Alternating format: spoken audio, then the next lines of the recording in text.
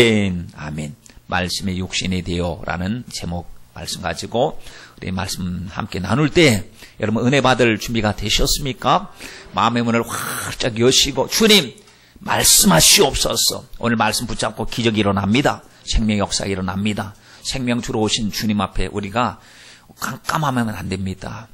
주님의 진심이 뭘까요? 주님의 진심. 주님은 진심이 있으신데 생명 주시길 원하는 진심입니다. 그럼 우리는 진심이 뭡니까? 우리도 생명을 받아야 됩니다. 그러니 주님의 진심과 우리 진심이 딱 만나야 됩니다. 만날 때 역사가 일어날 줄 믿습니다. 말씀이 임할 때 사람의 말로 받지 않고 하나님의 말씀으로 받을 때 진실로 역사가 일어날 줄 믿습니다.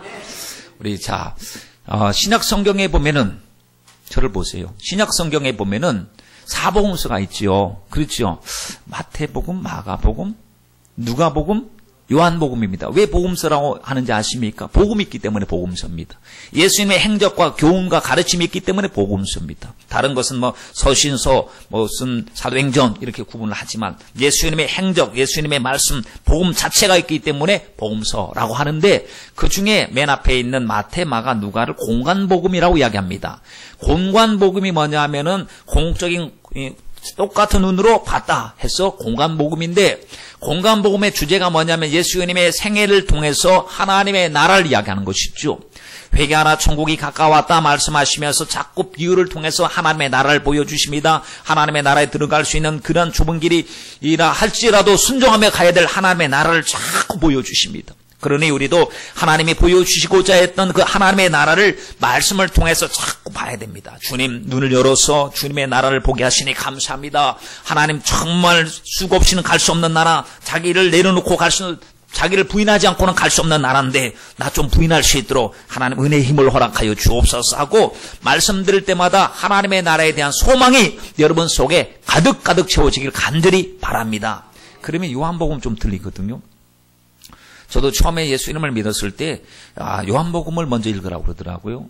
그때 왜 요한복음을 먼저 읽는가 봤더니 요한복음이 나름 쉽고 조금 쉽고 왜냐하면 해석, 주석을 달아놨습니다. 요한이 주님이 무슨 말씀을 하시면 이는 무엇이라고 하는 뜻을 말씀하심이니라 하시면서 좀 우리가 이해하기가 쉽도록 만들어 놓았는데 공관복음에는 하나님의 나라라고 하는 관점이면 요한이 말하고 있는 예수님은 생명, 그분은 영생을 주시러 오신 분, 생명 주시러 오신 분을 이야기하고 있다는 거예요. 그래서 요한복음 3장 16절 말씀을 아시죠? 하나님이 세상을 이처럼 사랑하사 독생자를 주셨으니 이는 저를 믿는 자마다 멸망치 않고 영생, 우리에게 필요한 것인데 주님이 그거 주러 오셨다는 겁니다. 영생을 주러 오셨다. 요한복음 10장 10절 말씀해 보니까 내가 온 것은 양으로 생명을 얻게 하되 더 풍성한 생명 주러 오셨다고 그랬고 요한복음 6장에 보니까 나는 하늘에서 온 생명의 떡이라고 말씀하셨고 나는 생명의 빛, 세상의 빛이라 말씀하셨고 그러니 주님은 빛으로 오셨고 주님은 양식으로 오셨고 주님은 생명으로 오셨습니다. 요한이 활동하던 이 요한복음을 쓰고 있을 때 그때 친구들 다 먼저 갔습니다. 사도들 같이 주님 말씀 듣고 같이 복음 전했던 마태도 이 세상에 없고 사도 바울도 이미 참수형 당해서 천국에 갔고 많은 동력자들이 다 떠났는데 요한만큼만은 순교당하지 않고 죽지 않고 살아남았는데 구전에 의하면요 펄펄 끓는 기름 가마 속에 요한을 집어 던졌는데도 죽지 않고 살아났답니다. 도미티아누스 황제, 로마 황제가 사도 요한을 밤모섬에다 유배를 시켰고 거기에서 밤모섬이 정말 소망이 없는 그곳에서 하나님 앞에 간절히 기도하다가 요한계시록을 기록을 하게 되지요. 그때 요한이 살고 있었던 그때 그의 나이가 90이 넘었을 때 교회가 위기가 왔습니다. 무슨 위기가 왔느냐? 영지주의라고 하는 이단들이 딱 들어오기 시작합니다. 영지주의자 이단은 무엇을 강조했느냐 하면 하나님은 선하시고 거룩하시다. 틀립니까? 맞습니까? 맞죠. 하나님은 선하시고 거룩하시고 완전하시다. 그런데 인간은 어떠냐? 부패했다, 전적이 부패했다, 타락했다, 불결하다, 온전치 못하다. 이것도 맞죠. 맞는 말이거든요. 그러니 거룩하신 하나님 인간의 몸을 입고 오신다는 것은 말도 안 된다. 그러니 영적으로 이분법적으로 영은 선하고 육은 악하다라고 하면서 예수님은 용으로 오셨지 가연 그렇게 보였을 뿐이지 육체로 오시지 않았다라고 교회에 들어와서 복음이라고 하면서 전하는데, 그것이 예수님의 인성, 예수님의 성육신을 부정하는 말씀을 전하면서 미혹하기 시작할 때에 사도 요한이 그때 살아있거든요. 사도 요한이 지금 연세가 90이 되었지만 그는 예수님을 알고 보고 느끼고 교훈 듣고 같이 먹고 같이 생활했던 바로 그 당사자입니다. 그러니 그때 증인으로서 사도 요한이 나타나서 고백하기를 뭐라고 이야기합니까? 난 봤다는 겁니다. 난 경험했다는 것입니다. 여러분, 이 사명을 위해서 혹시 사도 요한을 남겨놓으신 것이 아닌가 싶을 정도로 그렇습니다. 사명이 있는 자는 죽지 않습니다. 우리는 죽음이 딱 닥치는 날에 내 사명 다 했구나 이렇게 생각하면 될 것 같아요. 그러므로 여러분, 병들어도 걱정할 것 없고요. 문제가 있어도 걱정할 것이 없습니다. 하나님과 함께 우리는 넉넉히 사명을 잘 감당해야 될 줄 믿습니다. 그래서 요한일서 1장 1절로 2절 말씀에 시작할 때 이렇게 말합니다. 태초에 있는 생명의 말씀에 관하여는, 오늘 요한복음 1장의 내용과 아주 흡사하죠. 그렇죠. 태초에 말씀이 계시니라. 이 말씀이 곧 하나님과 함께 계셨으니 이 말씀 곧 하나님이시니라 라고 했던 말씀과 요한일서 1장 1절 말씀, 태초에 있는 생명의 말씀에 관하여는 예수님이 누구시냐? 말씀이시다는 거죠. 태초부터 계신 분, 말씀으로 하나님과 계신 분, 우리가 들은 바요, 눈으로 본 바요, 주목하고 우리 손으로 만진 바라. 이 생명이 나타나신 바 된지라. 이 영원한 생명을 우리가 보았고 증가하여 너희에게 전하노니 이는 아버지와 함께 계시다가 우리에게 나타내신 바 된 자니라 라고 말씀을 하고 있는데, 예수님이 누구시냐? 똑같습니다. 말씀으로 주님과 함께 하신 분, 나는 그분을 경험했습니다. 그분 손도 잡아봤고 그분이 내 발도 씻겨주셨고 그분과 떡을 떼면서 같이 먹기도 하고, 예수님 피곤하신 거, 예수님 눈물 흘리시는 거, 예수님 기도하는 거, 예수님 말씀 전하는 것을 그분과 동거하면서 봤기 때문에, 경험했기 때문에 경험한 자를 속일 수는 없는 것이죠. 내가 그분을 알고 그분을 사랑하고 그분과 호흡을 같이 했기 때문에 그분 안 계시다 그러면, 나 오늘 주님 만나고 왔는데, 지금 또 주님을 만나고 있는데, 그래서 주님의 부활하심을 나는 믿고 있는데, 다른 사람들은 주님의 부활하심이 헛것이다, 제자들의 시체를 훔쳐갔다 해도 나는 오늘 아침에도 살아계신 주님, 부활하신 주님을 내가 만났으니 내가 어찌 부인하리요 말을 하면서 담대할 수가 있습니다. 여러분, 그렇습니다. 지금 사도 요한이 자기가 경험한 예수를 증거하고 있지 않습니까? 우리도 주님을 경험하되 확실하게 경험해야 될 줄 믿습니다. 이런 맥락 속에서 1절 말씀을 한번 보세요. 태초의 말씀이 계시니라 그랬습니다. 여러분, 창세기 1장 1절 말씀에는 어떻게 시작을 합니까? 태초에 하나님이 천지를 창조하시니라. 거기도 태초, 여기도 태초. 태초가 그러면 다 똑같은 태초냐? 태초에 하나님이 천지를 창조하실 때는 우주의 시작으로서의 태초. 잘 좀 생각해 보세요. 우주의 시간의 시작으로서의 태초. 그러니까 그때부터 시작하는 거예요.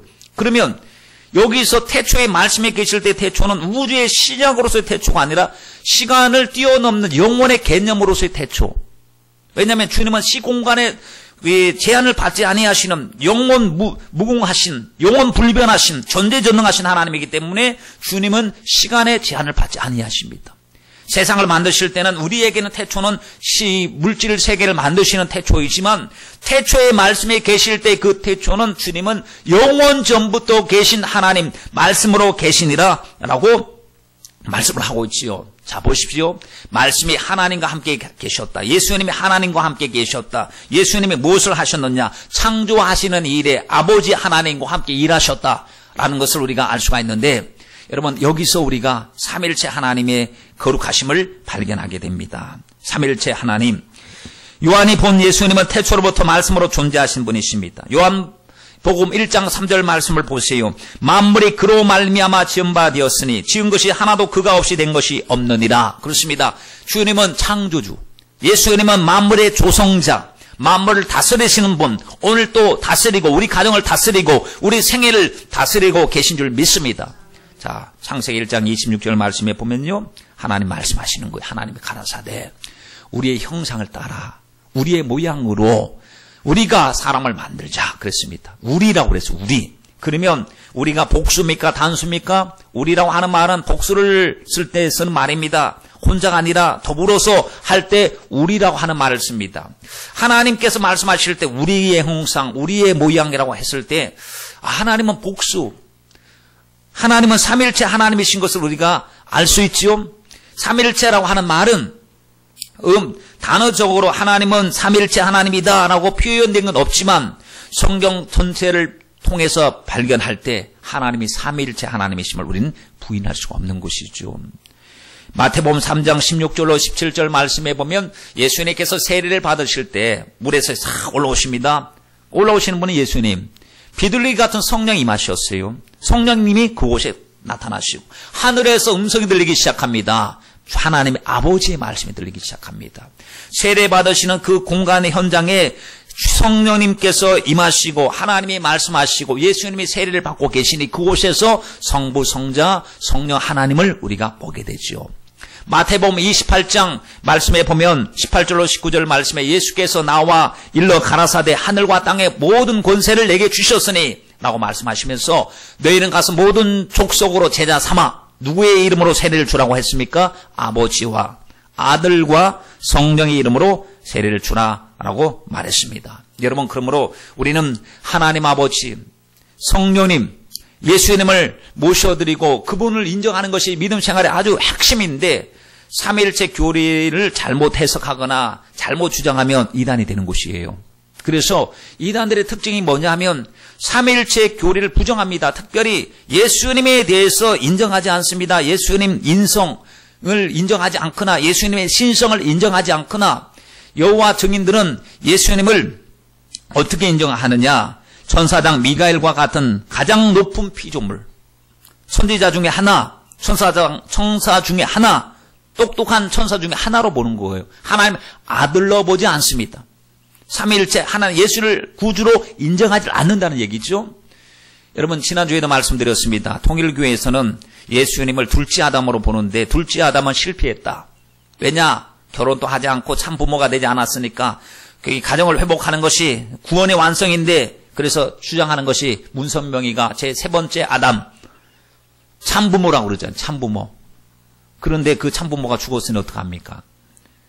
이래도 이단들이 무너지질 않아요. 얼마나 악한 영들이 지금 장악하고 있는지. 이 마지막 때 주님께서 미혹하는 영들, 적그리스도가 나타날 것이다 라고 말씀했는데 신천지는 그러면 삼일체를 어떻게 이야기를 하느냐 보면 삼위, 자리 위자를 써서 보좌가 3개 있다. 일체, 몸체자, 그러니까 몸뚱아리를 얘기하면서 드는 성경 구절이 참 웃깁니다. 계시록 3장 21절 말씀인데 여러분, 계시록 3장이나 2장에는 어떤 내용이 나옵니까? 하나님께서 요한아, 말을 잘 듣고 아시아의 7교회나 편지를 보내라. 그래서 에베소 교회, 두아디라 교회, 사대 교회, 버가모 교회, 빌라델비아 교회, 또 보면은 라오디아 교회 등 이렇게 해서 7교회에다 편지 보내게 만드셨거든요. 그래서 교회 현실을 아시는 주님이 회개해라. 사랑 식었다. 지금 하나님 슬퍼하신다 하면서 죄 숨겨진 교회의 죄를 드러내시면서 주님이 교회가 회개해야 되고 교회가 이겨야 되고 교회가 껴있어야 되고 말씀을 전했는데 여기서 이기는 자에게 주시는 축복, 흰돌을 줄 것이고 이기는 자에게는 생명나무의 과실을 먹게 할 것이고 이기는 자에게는 주님의 보좌에서 함께 앉게 하여 주시기를 하나님이 기뻐하심과 같이 함께 하리라 이런 말씀을 하셨거든. 그러니 여기서 이기는 자가 누구냐 하면 저와 여러분입니다. 여기서 이기는 자요, 문제 안에서 세상 속에서 교회 안에서 말씀을 가지고 세상을 이긴 자가 누굽니까? 저와 여러분이에요. 어떤 특정 한 인물이 아니고 분명히 교회에게 성도들에게 하시는 2장과 3장 속에서 초등학교 수준만 돼도 알 수 있는 겁니다. 이거 이긴 자가 누구냐? 이기는 거에 우리 너무 과분하게 하나님께서 왕노릇까지 시켜주신다고 했으니 그 주님과 함께 앉히시고 그 자리에 앉게 해주신다라는 말씀이 사도 바울의 서신에서 있지 않습니까? 그러니 이기는 그에게는 내가 내 보호자에 함께 앉게 하여 주기를 내가 이기고 아버지의 보호자에 함께 앉은 것 같이 주님이 이기셨고 주님이 아버지의 보호자에 앉으셨는데 우리가 이기면 우리도 동일하게 주님 옆에다가 자리를 앉혀주시는 그 과분한 은혜를 베풀어 주시겠다는 말씀이거든요. 그러니 우리는 반드시 신앙생활 주님 이기는 자가 되게 하여 주시옵소서 하고 해야 되는데 신천지에서는 이기는 자가 이만이라는 겁니다. 이만희가 이긴 자로서 왔다. 이가 전혀 말이 통하지가 않는데 미혹이 됩니다.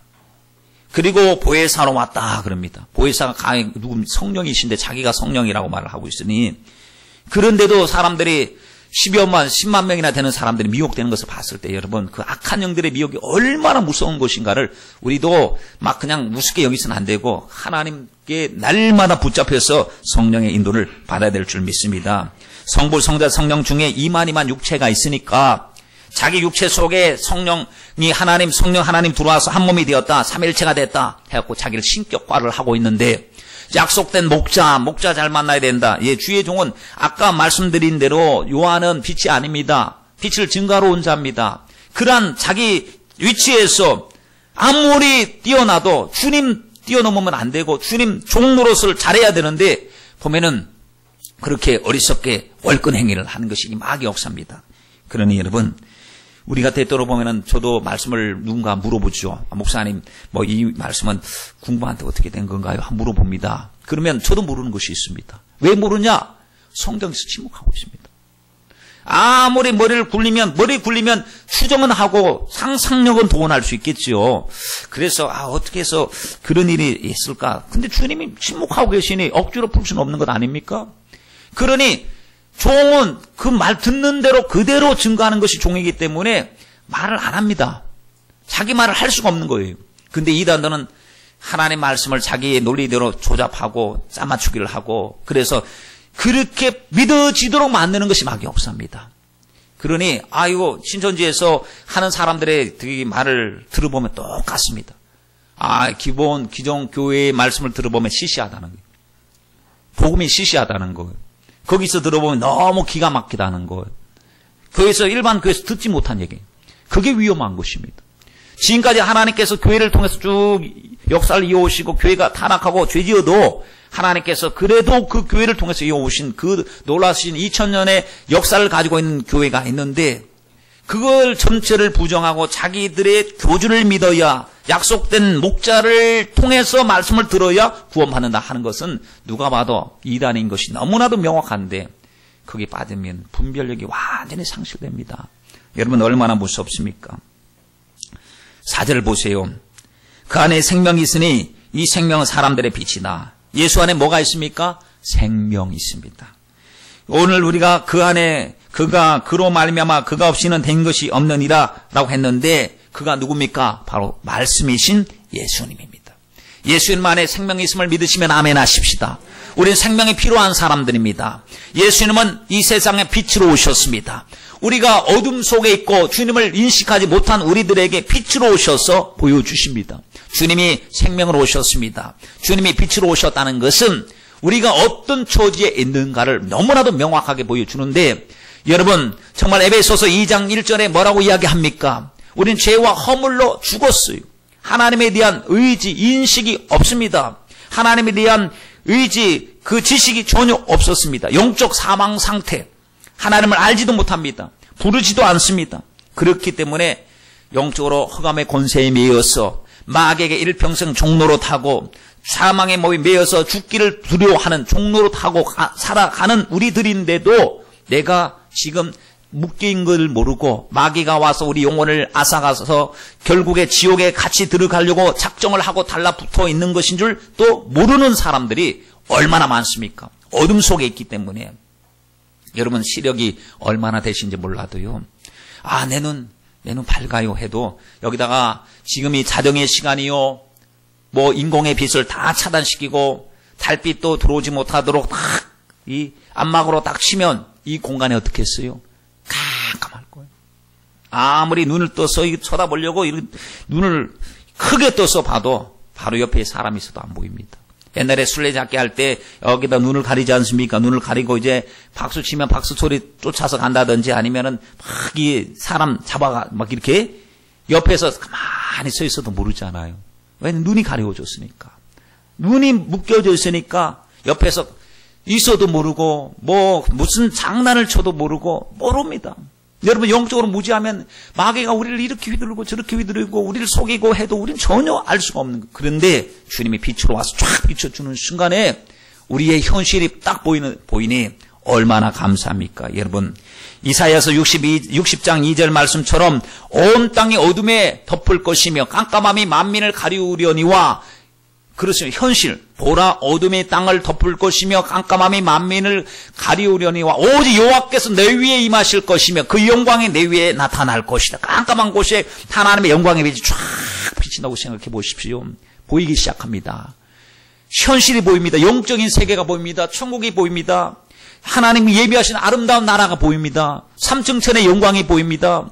그리고 우리를 돕기 위해서 천군 천사들, 엘리사가 주여 눈을 열어 보게 하옵소서 했더니 눈을 열어주시니 불말과 불병과 둘러 진친 것이 보이기 시작하지 않았습니까? 그리고 보니까 우리를 미혹하고 죽이려고 달려드는 악한 영들의 역사가 보입니다. 여러분, 우리 이것을 봐야 되지 않겠습니까? 하나님 보게 하옵소서. 하나님을 알게 하는 지식을 주옵소서. 지식이 없어서 망하지 않도록 주님 도와주시옵소서. 호시아서 4장 6절 말씀에 내 백성이 지식이 없으므로 망한다고 말했습니다. 여러분, 하나님을 알아야 됩니다. 힘써서 하나님을 알아야 됩니다. 말씀으로 계시하신 하나님을 알아야 됩니다. 성령으로 깨우쳐 주시는 하나님을 만나고 그분을 알아야 됩니다. 주의 말씀은 우리 발의 등 위요 내 길의 빛이다 그랬습니다. 말씀을 통해서 날마다 주님 알게 하시고 나 알게 하시고 세상을 알게 하시고 보게 하시니 얼마나 감사합니까? 여러분, 저와 여러분에게 필요한 것은 하나님의 말씀입니다. 말씀으로 하나님 우리를 비춰주셔야 됩니다. 시편 19편 7절로 10절 말씀을 보십시오. 그 말씀을 어떻게 표현합니까? 여호와의 율법은 완전하여 영혼을 소성케 하고, 하나님의 율법은 완전하여 영혼이 막 살아납니다. 영혼을 소성케 하고, 여호와의 증거는 확실하여 우둔한 자로 지혜롭게 하며, 여호와의 교훈은 정직하여 마음을 기쁘게 하고, 여호와의 계명은 순결하여 눈을 밝게 하는도다. 여호와를 경외하는 자는 경외하는 도는 정결하여 영원까지 이루고 여호와의 규례는 확실하여 다 의로우니 금 곧 많은 정금보다 더 사모할 것이며, 하나님의 말씀을 막 사모합니다. 금덩어리 구하는 것보다 말씀을 구하며, 하나님의 말씀은 송이꿀보다 더 답니다. 주님 말씀은 확실합니다. 말씀 들을 때 내 영혼이 소성을 받습니다. 말씀과 나와의 관계입니다. 이런 마음을 가지고 말씀 받아야 되죠. 말씀이 육신이 되어 오셨어. 말씀의 빛을 비춰주실 때, 깜깜한 내 심령 속에 말씀이 임하고 깨달아질 때 하나님 앞에 회개하게 되지 않습니까? 여러분, 말씀은 듣고 끝내버린다면 아무 소용없습니다. 말씀을 받을 때에 열매 맺는 마음은 옥토의 마음이라고 그랬습니다. 옥토는 무슨 마음에 바치냐? 듣고 깨닫는 마음입니다. 우리 말씀 들을 때마다 깨달아야 됩니다. 지식으로만 알고 머리로만 알면 여러분 배워서 다 아는 것 아닙니다. 지식으로 알고 머리로 알고 예수님 안 믿는 사람들도 있습니다. 보십시오. 우리 주위에 어디 신학교를 나왔대, 신학대학을 나왔대. 지금은 전혀 불신자입니다. 하나님과 동행하지 않아요.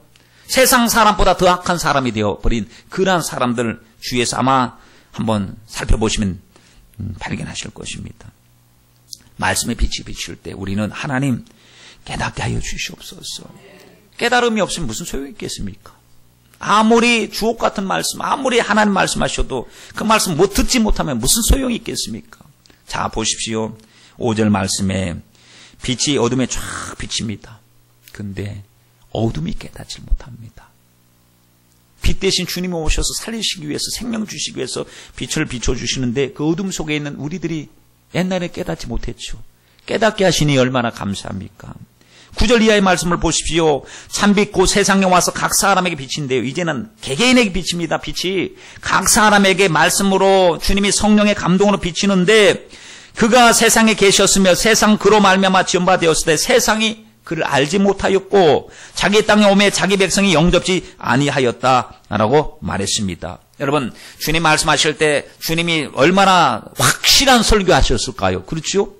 주님의 설교는 정말 천지를 진동시키는 생명의 말씀의 설교였음이 분명합니다. 그런데 주님 말씀 듣는 사람들 중에 정말 말씀 듣고 변화된 사람들도 있지만 말씀 듣고 일을 간 사람들도 있습니다. 말씀 듣고 일을 간 사람, 서기관 바리새인들이 예수님 죽이려고 했습니다. 왜냐하면 말씀 빛을 쫙 비춰주니까 어둠이 드러나니까 어둠이 감추려고 빛을 공격하기 시작합니다. 그것이 바로 예수님 시대에 있었던 일이죠. 그때 예수님께서 말씀하십니다. 귀 있는 자는 들을지어다. 귀 있는 자는 들을지어다. 내가 진실로 진실로 말하노니 귀 있는 자는 들을지어다. 여러분 들을 귀가 있음에 감사합니다. 마태복음 13장 16절 말씀에 그러나 너희 눈은 봄으로 너희 귀는 들음으로 복이 있도다 했습니다.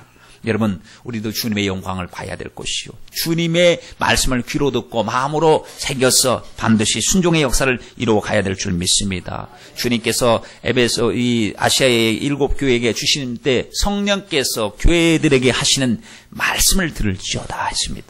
성령께서 교회들에게 하시는 말씀을 들을지어다. 교회에게 주신 말씀입니다. 특정 어떤 사람에게 준 말씀이 아니고 전부 교회에게 주신 말씀이죠. 그런데 못 들은 사람들 많지요. 말씀에 들려도요 무시한 사람 많지요. 우리도 그러한 당사 중에 한 사람이었죠. 말씀 들려도 좋은 것은 취하고 듣기 싫은 것은 그냥 못 듣는 척하고 그냥 거절하고, 그것이 어떻게 보면 내게 더 중요한 말씀인데 그 말씀은 별로 신경 쓰고 싶지 않아요. 그 말씀 신경 쓰면 내가 좀 괴로워요. 내가 좀 포기해야 되고 나 좀 부인해야 되고 그 스타일을 바꾸기 싫으니까 그 말씀에는 눈 감아버리고 좋은 말씀만 쫓아간다면 말씀에 대한 편식이겠지요.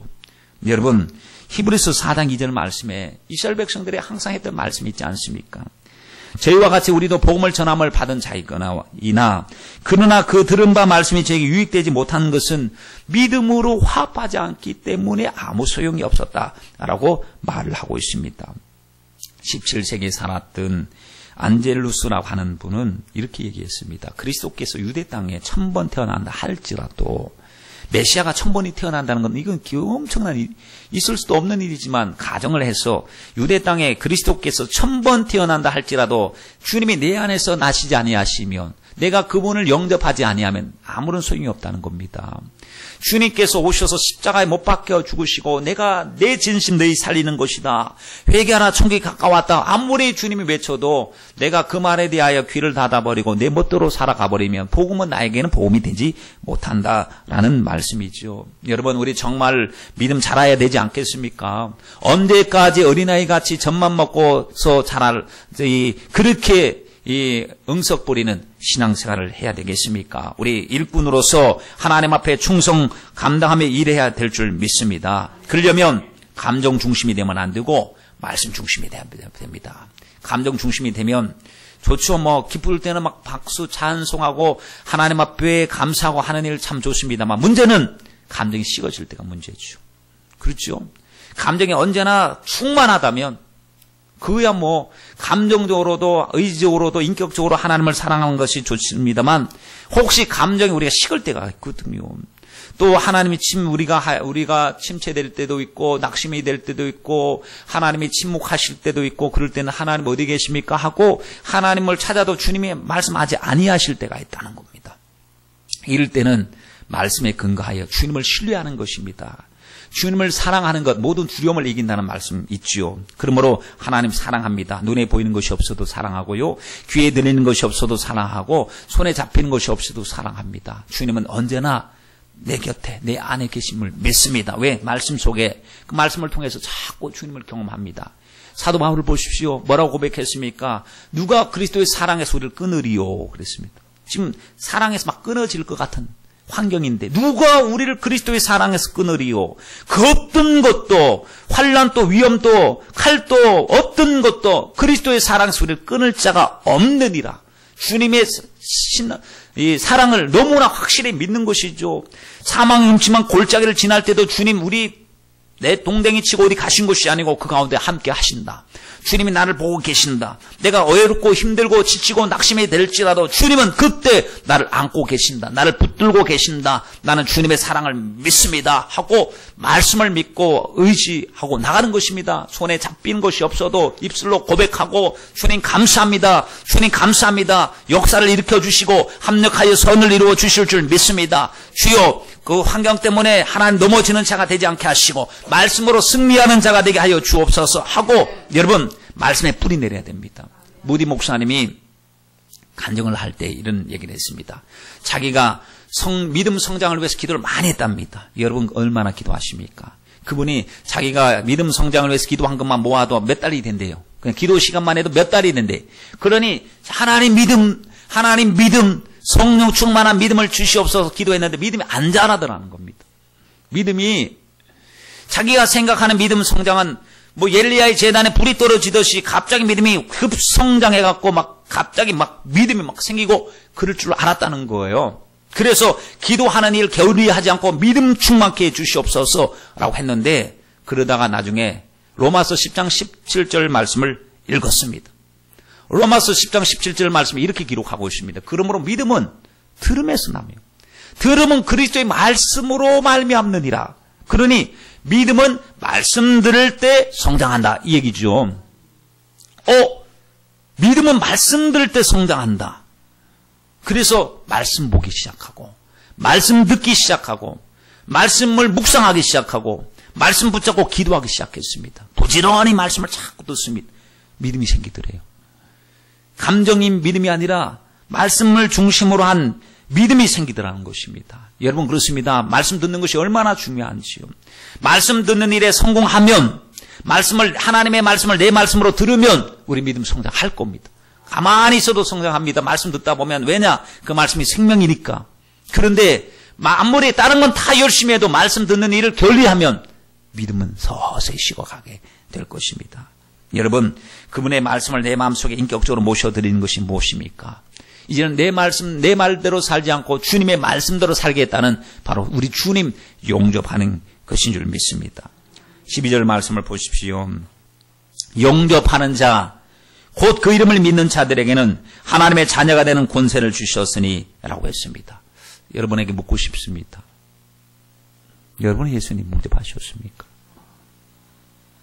교회 다니고 있느냐 묻는 게 아니고요.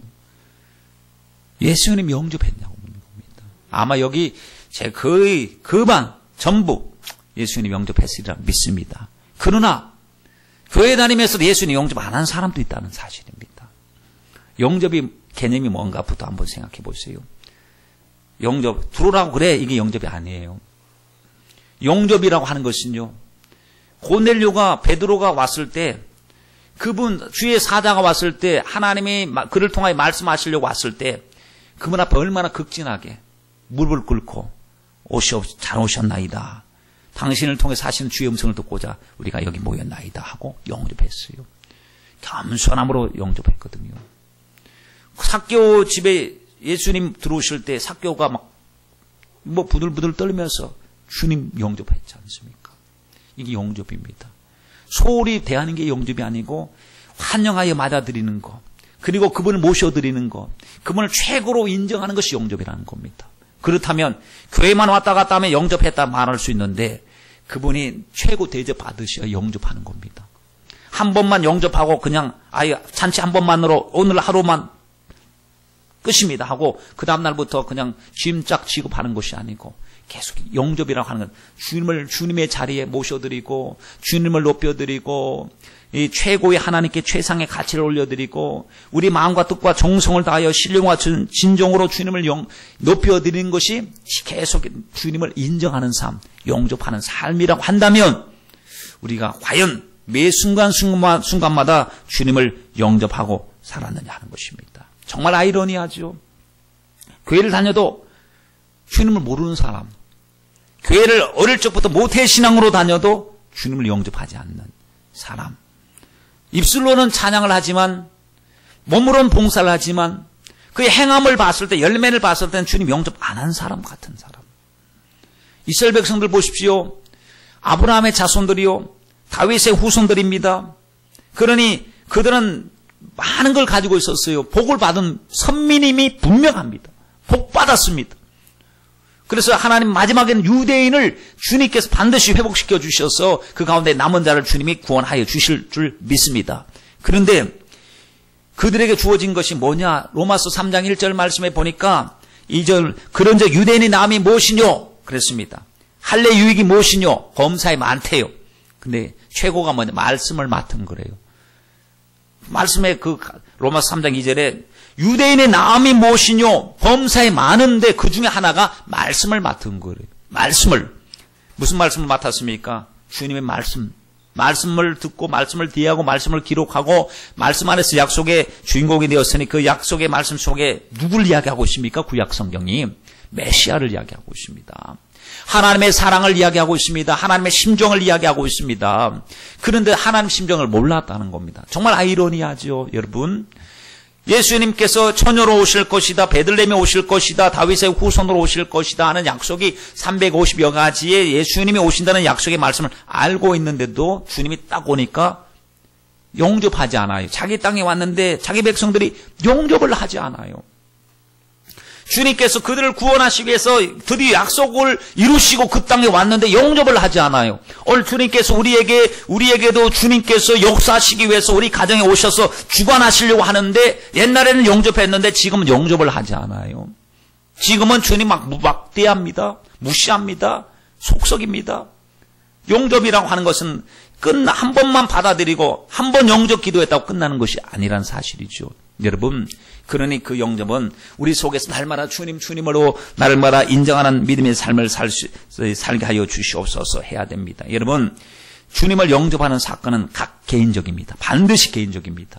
우리 아버지가 잘 믿기 때문에 나는 그냥 영접되겠지가 아니고 그 개인이 하나님 앞에 영적인 사건을 개인적으로 고백해야 된다라는 사실이죠. 보십시오. 13절 말씀에 이는 혈통으로나 육정으로나 사람의 뜻으로 나지 아니하고 오직 하나님께로서 난 자들이다. 영접하는 자 곧 그 이름을 믿는 자들은 하나님의 자녀가 되는 권세를 주셨는데 하나님의 자녀의 권세를 가진 영접하는 자들이 어디서부터 시작되었느냐? 혈통이나 육정이나 사람의 뜻, 사람의 생각에서 난 것이 아니고 오직 하나님으로부터 시작된 하나님의 계획 속에서부터 시작된 놀라우신 비밀이라는 사실입니다. 자격이 안 되는데 주님 우리를 자격자로 불러주시고 우리가 변변치 않는데도 주님께서 의롭다 불러주시고 약속하신 그 약속을 우리를 통해서 이루시려고 예수 영접하시고 하나님의 자녀의 권세를 주셨으니 여러분 얼마나 감사합니까? 우리로부터 출발했다면 우리가 어깨 힘들어가고 우리가 자랑하고 우리가 행위에서 났으면 자랑하겠죠. 그러나 이것은 오직 주님으로부터 출발된 하나님으로부터 난 자들이니 여러분 오직 하나님 앞에 영광과 존귀와 찬양을 올려야 드려야 되지 않겠습니까? 여러분 예수의 사건이 내 사건이 되면요 예수 영접하는 것은 모든 것입니다. 의미를 아시겠습니까? 예수님이 십자가의 사건이 내 사건이 되면 십자가의 사건 나의 전부가 되는 것이죠. 왜냐하면 그 사랑의 빽빽한 밀도 완전히 채워진 조금도 희석되지 않는 순도 100%의 십자가의 사랑을 깨닫는 순간에 사도 바울은 꼬꾸라졌습니다. 베드로도 배와 부친을 버려두고 예수님을 쫓았습니다. 자기 안에 예수가 산 것, 자기 안에 그리스도만이 존귀하게 되는 것이 그 인생의 목적이 되었습니다. 그러므로 우리에게도 주님 예수를 위해서 사는 이 놀라우신 사건이 우리에게도 전부 모든 것 100%가 되어서 예수를 위하여 오직 예수로 살게 하여 주시옵소서. 예수 생명 내 생명, 예수 부활 내 부활, 예수님 천국 내가 들어가야 될 하나님의 나라, 주님과 나를 불가분 떼어놓을래야 떼어놓을 수 없는 하나님의 놀란 비밀을 가진 하나님의 사람들이 되는 것이죠.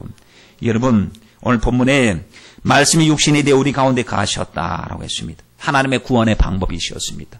말씀이 육신이 되어 우리 가운데 가신 것, 여러분 이것이 바로 성탄이에요. 성탄. 말씀인데 육신 입고 성육신 하셨다. 보이지 않는 하나님, 보이는 하나님으로 오셨다. 이게 바로 성탄의 의미인데 주인공은 예수님이십니다. 근데 어떤 사람들 그러더라고요. 성탄절이니까 한 잔 해야 되겠다. 성탄절이니까 어디 놀러 가야 되겠다. 성탄절이니까 어디 뭐 갖고 파티하러 가야 되겠다. 기도 파티하면 좋겠죠. 감사 파티, 기도 파티. 근데 하나님은 다 빼놔. 주인공은 빼놔버립니다. 주인공은 전혀 생각하지 않습니다. 자기들이 육적으로 놀고 죄 짓는 날로 오해를 하고 있다는 사실입니다. 여러분 잃어버린 예수 그리스도를 우리의 마음속에서 찾아야 될 줄 믿습니다. 저는 우리 주님을 생각할 때 주님께서 이 땅에 오신 이유가 무엇인가? 여러분 아시죠? 죽기 위해서 오셨어요. 내가 온 것은 양으로 생명을 얻게 하고 더 풍성히 얻게 하려 함이라 말씀하셨거든요. 마가복음 10장 45절에 인자에 온 것은 섬김을 받으려 함이 아니요 도리어 섬기려 하고 자기 목숨을 많은 사람에게 대속물로 주기 위해서 오셨어요. 보라 세상 죄를 지고 가는 하나님 어린 양이로다. 예수님 보는 순간에 세례요한이 외쳤던 이야기입니다.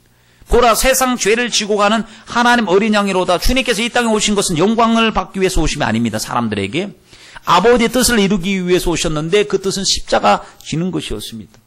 우리 때문에 자기를 비워 종의 형체로 이 땅에 오셨으면 보면은 자기 비하, 자기를 낮추신 것이에요. 제한받지 아니하신 예수님이 제한받는 인간의 육체 속에 오셨다는 거예요. 박수 칠 일입니까? 이게 막 예수님 보심을 축하합니다, 축하합니다 박수 칠 이야기냐고요. 예수님이 왕이신 하나님이, 거룩하신 하나님이, 제한받지 아니하신 하나님이 죄인된 육체의 몸을 입고 오신 일이 우리가 박수치고 배워서 축하해야 될 일이냐? 아니면 하나님 앞에 하나님 고맙습니다. 하나님 고맙습니다. 우리 살려주시려고 죽어가는 우리 죄와 허물로 죽은 우리 소망 없는 우리 살려주시려고 하나님과 화목시켜 주시려고 속죄 제물 보내주신 것 감사합니다 하고 감사해야 될 이야기입니까? 감사해야 될 이야기죠. 축하. 다른 사람이 나 때문에 손해를 봤다고 생각해 보십시오. 나 때문에 무진장 손해를 봤어요. 나 때문에 고통당하죠. 피해자입니다. 축하합니다. 그렇게 하면 이 사람은 좀 양심이 없는 사람이죠. 고마움을 표시해야지. 나를 위해서 희생해 주셔서 고맙습니다 하고 고마움 표시하는 것처럼 성탄을 맞이하는 마음도 그렇습니다. 주님께서 육체로 오신 거 하나님 감사합니다. 웬 은혜입니까? 웬 사랑입니까? 하나님 도대체 이해가 되지 않는 사랑, 오직 사랑으로 받을 수 있는 그 사랑. 주님 감사합니다 하고 우리는 하나님 앞에 감사 또 감사 올려드려야 될 줄 믿습니다. 그렇다면 왜 말씀이 육신이 되어서 오셨겠어요? 왜 말씀이 육신이 되어 하나님 공의로우신 하나님이신데 죄의 삭은 사망입니다. 모든 사람이 죄를 지었으면 하나님 영광에 이르지 못합니다. 그래서 구약에 보니까 그 죄의 삶 받기 위해서 양, 소, 비둘기 하는 짐승들을 통해서 하나님 앞에 나갔습니다. 모든 생명은 피에 있다 했습니다. 피 흘림이 없은즉 삶이 없느니라 하셨습니다.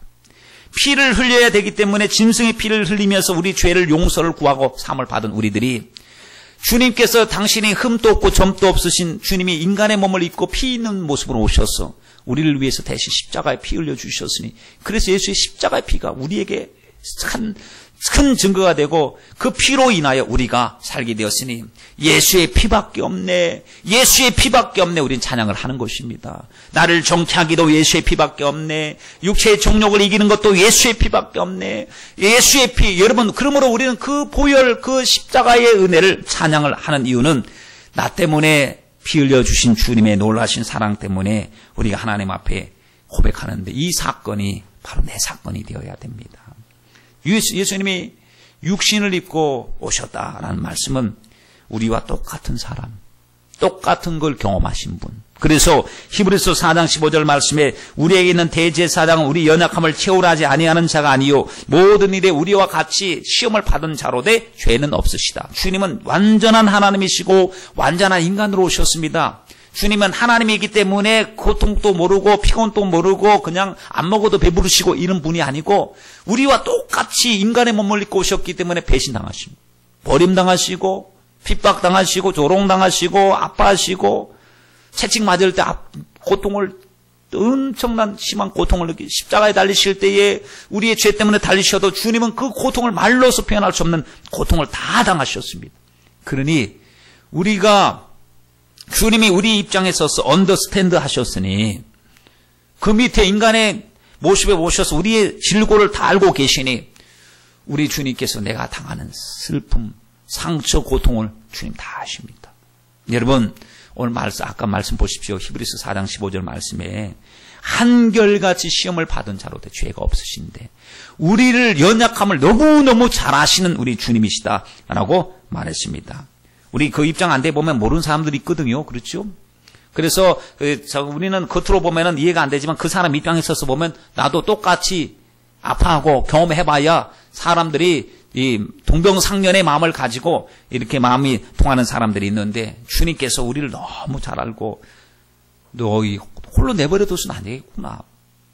내가 친히 가서 너희와 영원토록 함께 거해야 되겠구나. 그래서 주님께서 오셔서 임마누엘의 뜻을 이루어주실 줄 믿습니다.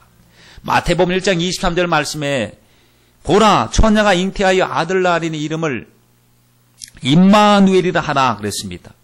이를 번역한 적 하나님 우리와 함께 하시기 때문에 함께 해주시려고. 우리 그냥 혼자 내버려 두시면 주님이 안심이 안 되셔서 책임져 주시려고 우리 주님이 오셨고, 주님께서 이제 세상을 이제 승천하실 때, 하나님의 나라에 승천하실 때는 고아처럼 홀로 내버려 두지 아니하시려고 성령을 보내주셔서 우리 안에 거하게 하셨으니, 우리 안에서 내주 교통하게 하셨으니, 아예 그냥 속에서 떠나지 아니하시고 내 안에서 책임져 주시니 그 성령님을 우리가 어떻게 대우해야 마땅한 것입니까? 여러분, 그렇습니다. 우리 안에 주님 계십니다. 우리 안에 성령님이 내주하고 계십니다. 그분이 우리 사정 너무 잘 압니다. 주님이 그것 때문에 말씀이 육신이 되어 우리 가운데 오셨고 성령을 우리에게 보내주신 줄 믿습니다. 한숨이 있습니까? 주님 그 소리 들으십니다. 고통스러워하십니까? 주님이 그 고통을 알고 계십니다. 여러분의 슬픔 중에 고통 중에 있을 때 돌아보시는 분, 눈물 흘리며 한숨 지을 때 위로하시는 분, 바로 임마누엘 우리 주님이신 줄 믿습니다. 그러니 그분을 여러분 인정하십시다.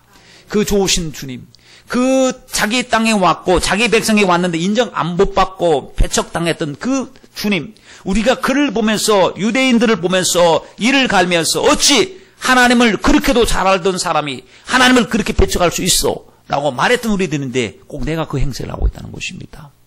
내게 말씀으로 오셔서 나를 통해서 말씀의 빛을 비추어 주시고 생명을 주시려고 오셔서 우리와 함께 하시겠다고 하는데 자꾸 밀어냅니다. 힘들다고, 귀찮다고, 부담스럽다고, 나 혼자 좀 내버려 두라고 자꾸 주님의 말씀을 배척한다면 여러분 어찌 되겠습니까? 부디 하나님의 사람으로서 우리 면모를 갖추시길 바랍니다. 결론적으로 말씀 한번 종합적으로 보겠습니다. 보세요. 예수님 누구시냐? 말씀으로 계신 분. 그분은 창조자. 그리고 자기를 기어 종의 형체로 나타나신 분. 그 안에 생명이 충만하신 분. 그 빛이 비치는데, 비추기를 원하시고 비추는데도 사람들이 거절해도 계속 비추시는 분. 예수님의 육체로 오셔서 한 일이 우리를 구원하시기 위한 전부 복음. 그것을 알고 있는 우리들은 이제는 살아계신 주님과 동행하는 것이 가장 중요한 것이고, 다시 오실 주님을 고대하고 기다리고 껴있는 것이 신앙생활이라고 우리가 확신하면서 다시 오실 주님 배울 때에 부끄럽지 않는 영광된 일꾼으로서는 저와 여러분이 되시길 주님의 이름으로 축원드립니다. 기도드리겠습니다.